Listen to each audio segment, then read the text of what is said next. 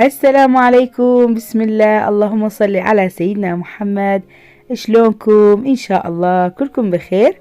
هاليوم راح نسوي الباتشا بطريقة نظيفة وطيبة كلش هواية، بدون اي زفرة ولا ريحة. وحتى اللي ما يحبون الباتشا وما يحبون ياكلوها، راح بهاي الفيديو ورا هاي الفيديو كلش راح يحبوها، وإن شاء الله راح ياكلوها، لأن الطريقة كلش يشهي وما بيها لا بمنظرها فتشي محلو، ولا بطعمها ولا بريحتها. أصلا ما تحسون أنتوا دا تاكلون باتشا، عبالكم تاكلون ثريد مال اللحم. يلا تعالوا خلي نشوف الطريقة. أول شي بالباتشا وأهم شي طريقة التنظيف مالتها. أنا هنا تقريبا غسلتها 25 مرة، وكل ما أغسلها أذب مي مالتها وأخلي مي نظيف وأنقعها ربع ساعة تقريبا، وهم ورا ربع ساعة أجي أذب مي مالتها الوسخة وأغسلها من جديد، وهم أنقعها بمي نظيف. يعني تقريبا كررت هاي العملية 20 مرة إلى أن يتنظف الباتشا كلش زين. شوفوا لما نشوف المي هيجي صار نظيف وصافي، معناها الباتشا تنظفت. طبعا هنا بتركيا اشتريناها وهي متنظفة كلش زين، هنا ينظفوها كلش زين، بس أنا نظفتها بعد أكثر، وطلعت كل سنونها وعيونها وخشمها هنا يبينها، مقصيتها ذبيتها. يعني أشياء اللي تلعب النفس، يعني بالنسبة لنا أو بالنسبة لأطفالي جهالي ذبيتهم حتى ما يلعب نفسهم. وسنونها ما أعرف شلون يخلوها، يعني لما تنطبخ راح تنطي وسخة مالتها للتشريب، فما أعرف، يعني أنا أذب سنونها وأكسرها أطلعها.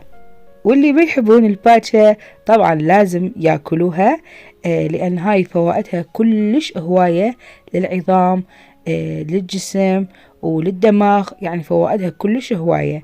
فإحنا بالبداية ما كنا نحبها، بس ثريد مالتها، بس بعدين يواش يواش تعودنا عليها ونسويها مثل ما نريدها ومثل ما نحبها، ونسويها بطريقة نظيفة، ونطلع أشياء اللي ما نحبها حتى نقدر ناكلها. يعني خاصة أطفالي وجهالي كلش أشجعهم ياكلون منها، لأن كلش مفيدة إلهم.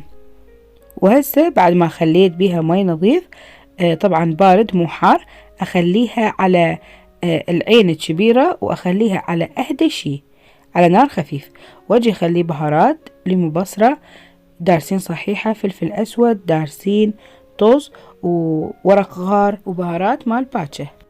طبعا أي شي إذا ما عندكم يصير ما تخلونها عادي، يعني مو شرط. وطبعا ما راح أخلي عليها الملح إلا أن تستوي كامل، بعدين أخلي بالأخير ملح مالتها.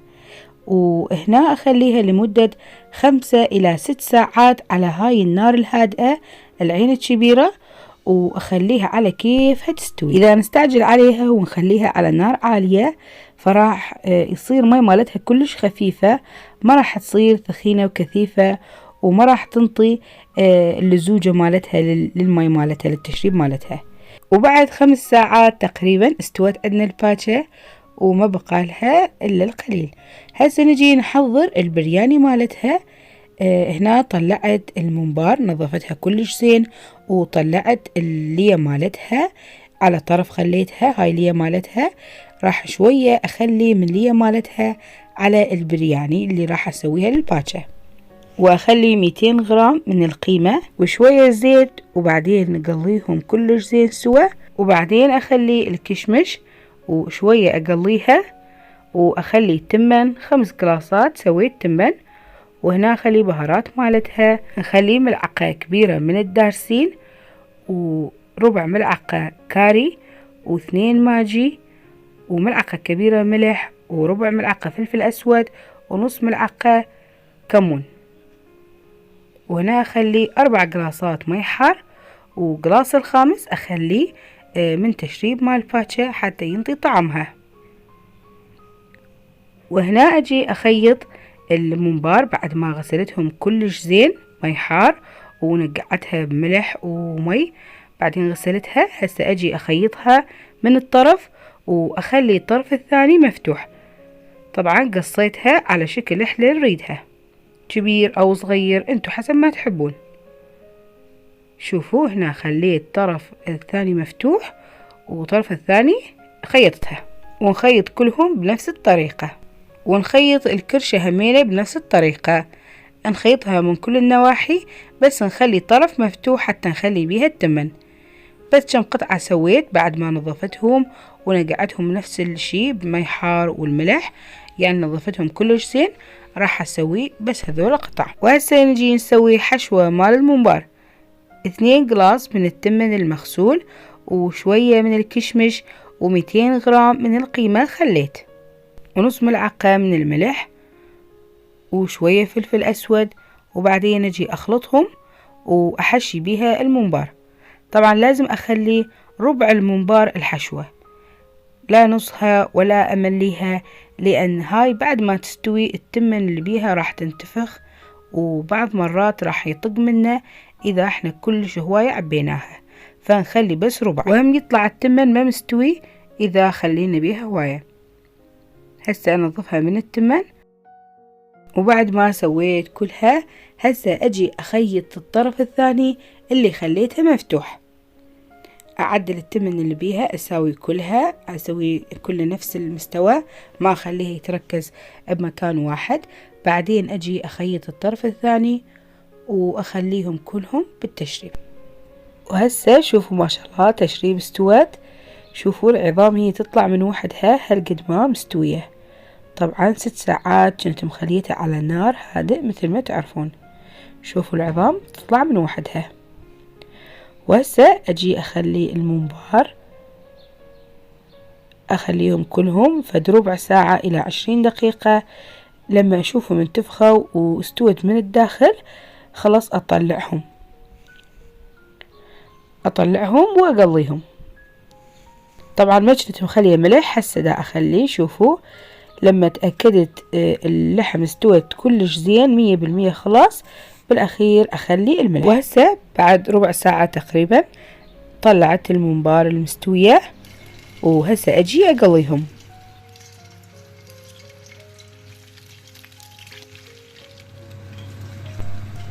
وهسه بعد ما قليت الكرشة همينة، هسه راح أجي أحضر أهم فقرة، البصل والثوم. الكمية حسب الرغبة، انتو بكيفكم. هسه نجي نقليهم إلى أن يصيرون هيجي لونهم. بعدين نجي نحضر السماق. هاي سماق القهوائي مو الأحمر ما يصير. نجي نخلي من التشريب عليها وننقعها بالتشريب الحار إلى أن يبرد التشريب، نقدر نخلي إيدنا بيها ونعصرها. وبعد ما يبرد نعصرها ونخلي مي مالتها على التشريب. شوفوا هنا أعصرها وأصفيها، وهاي اللي فوق راح أذبها، هاي البواقي مالتها، بس نطلع مي مالتها نرجعها بالتشريب. هاي ما يسوي التشريب حامض نهائيا، بس ينطيها طعم كلش طيب وينطيها لزوجة وكثافة. هسه هنا دا أحضر الحموضة مالتها، شوية من التشريب وشوية من دوزي وملعقتين من الثوم اللي حضرناها. هاي نخليه واحد، ما يخليه بالتشريب. اللي يحب حامض، اللي يحب حامض يخلي من هذاك الحموضة اللي حضرناها. أما التشريب نفسها السماق ما راح يسوي حامض، بس ينطيها مثل ما قلت لكم طعم كلش طيب ولزوجة وكثافة. هسه حضرت الثريد مالتي وخليت فوقها الباتشا.